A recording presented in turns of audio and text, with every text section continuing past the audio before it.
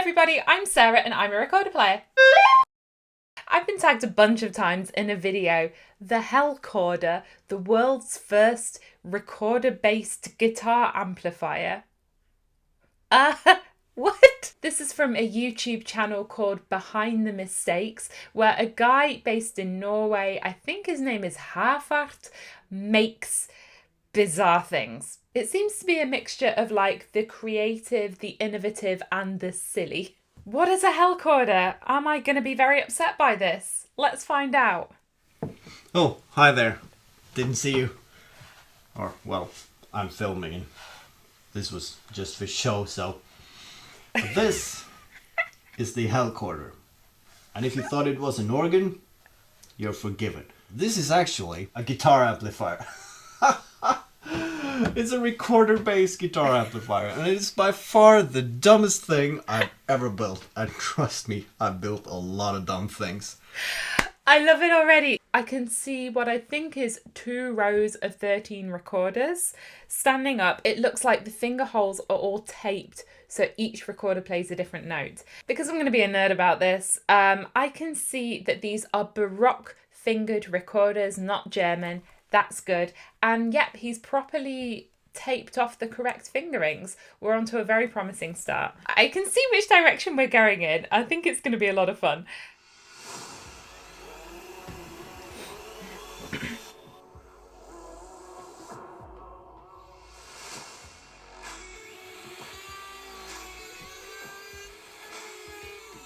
Just going to pause it. So in the video, we see a montage of how he builds this whole amplifier from scratch. At this point, I just want to say, wow, so much respect.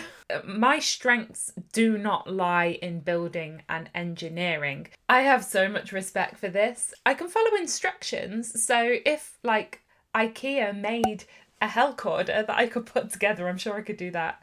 Let's see how the recorders fit into this. And here we have it in its full glory.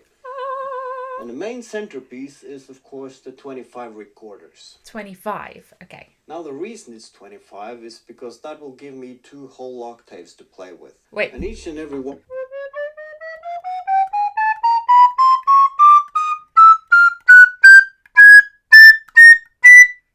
25. One of these recorders are connected to their individual air hose behind this cover. Wow. Every one of these slots needs to be perfectly airtight. Yeah. Because if not, the recorders won't play. So I'm going to hop in here. If you're not perfectly airtight on the recorder, it can still play, but it can have problems. Now, listen to the lowest note, C, is airtight. If I leak, it still works, but it's a bit airy. If I go up into a higher octave that needs a more focused air pressure, is airtight. If I leak, we don't hit that note at all. I agree, getting the air into the recorders is going to be a tricky thing. Behind here it used to be the original fans. Turns out they were so loud that they overpowered the sound of the recorders. So I had to go for an external solution. Wow, a fan that can overpower 25 recorders. Ooh, that's a loud fan. But wait, are all recorders playing at the same time? That's a question. We will find out. This is a jack input for a guitar. This is a jack output in case you want to connect a secondary device. This is the MIDI input. There was also an option of a MIDI output, but I didn't really see the use of that. Remember this. And this used to be the fan control for the internal fans, but this is now rigged to control the air pressure from the external fan box. So the inputs are jack and MIDI. Remember this. So we have these valves that open when they get a particular signal, and that sends air from the fan through a tube and down into the recorder. Amazing. He goes on to explain the way it works is the audio signal comes in from the electric guitar, that's through the jack cable, and there are electronics inside the amp that convert the audio signal into the electronic MIDI signal. That is what enables the inner workings of the amp to give the signal inside to open the valve to let the air go through the specific tube to the recorder. Is the Hellcorder going to turn out to be the best idea? Let's hear it being played. Oh God, I'm so excited.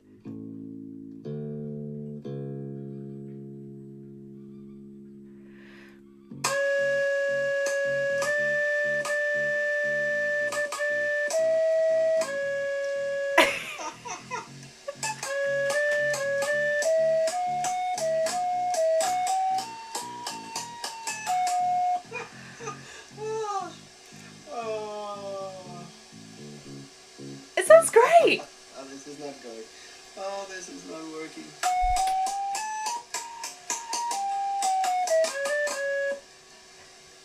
Keep playing. Keep playing. Oh, this is so dumb. Amazing.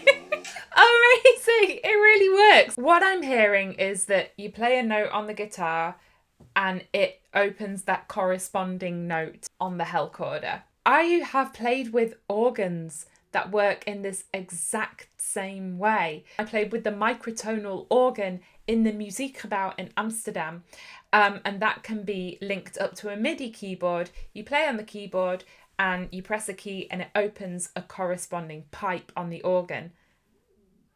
That's pretty much the same as this. Except we're using a guitar instead of a keyboard and recorders instead of organ pipes, though organ pipes are fipple flutes. They are the same as recorders. Now, he did mention that it's not possible to play polyphonically, i.e. it's not possible to play more than one note at one time. That, I think, would be when this would get really exciting, if you could play a chord on your guitar and hear that corresponding chord in recorders. I would die if I heard that. Okay, professional hat on, let's review the sound.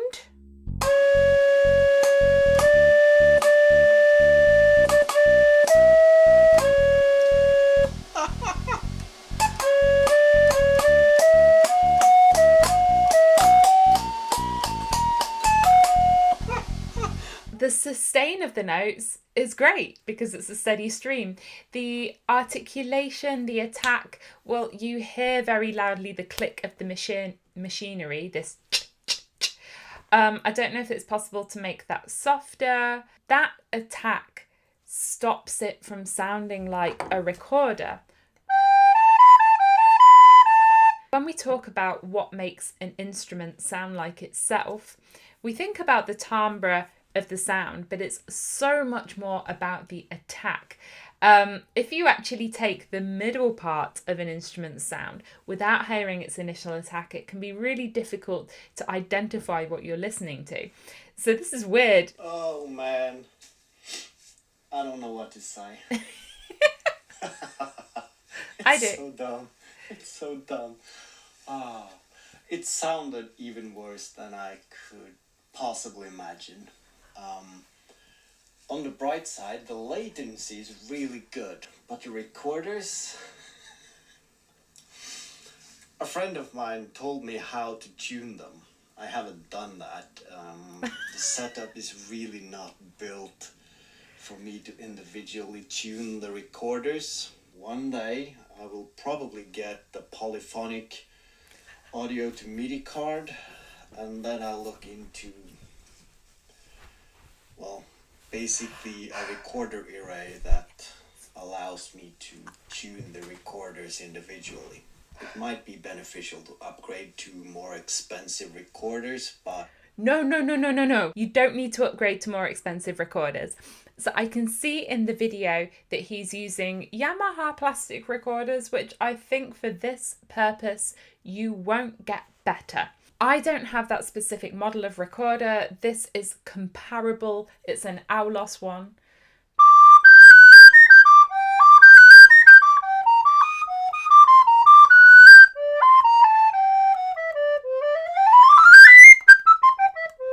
In all all honesty, to get to the next stage of recorder after these very reliable plastic Yamahas, you'd be looking at much more expensive wooden ones. And if you're using 25 of them, so I don't think it's the recorder that needs the improvement. I'm going to give 2 tips, and that's for the tuning and for the air speed. As professional recorder players, we tend to not play in equal temperament. That's where every semitone is the same width apart. We tend to play in just intonation. In a recorder ensemble, we will tune each chord so that it's pure and in tune. Then later on, we move to a different chord elsewhere in the piece.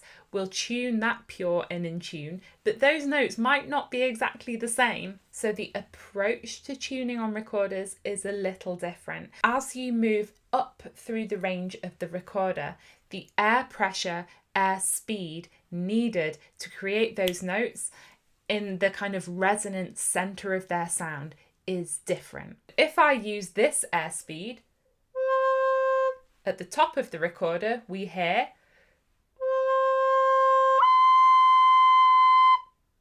it doesn't speak. The other way around, if I use this air speed, at the bottom range, we get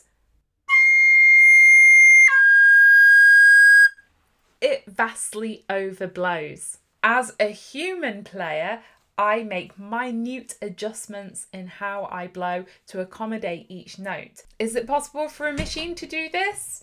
Maybe.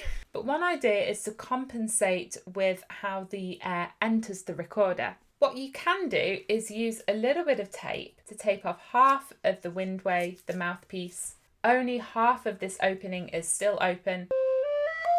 So theoretically, blowing in the same amount should give a greater pressure.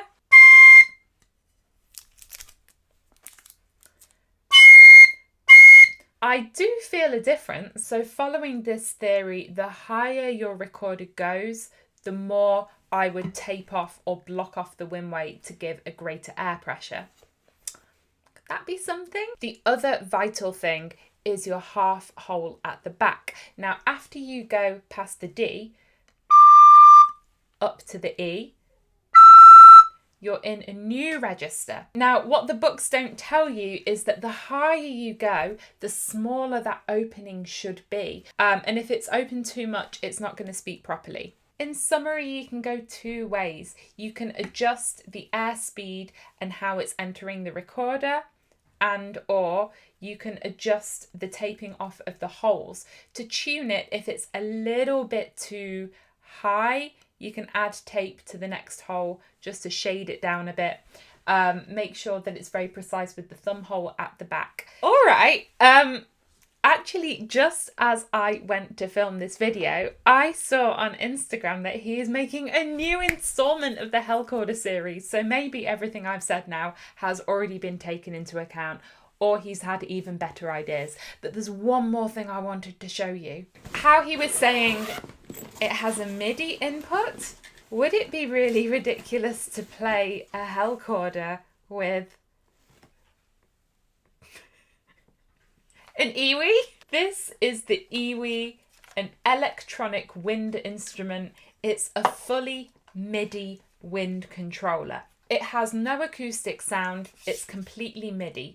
This is like the wind instrument version of a MIDI keyboard. On the back, the iwi has a jack output, which I'm using now so you can hear me, but it also just has a MIDI out, so the electronic signal could go directly to the Hellcorder.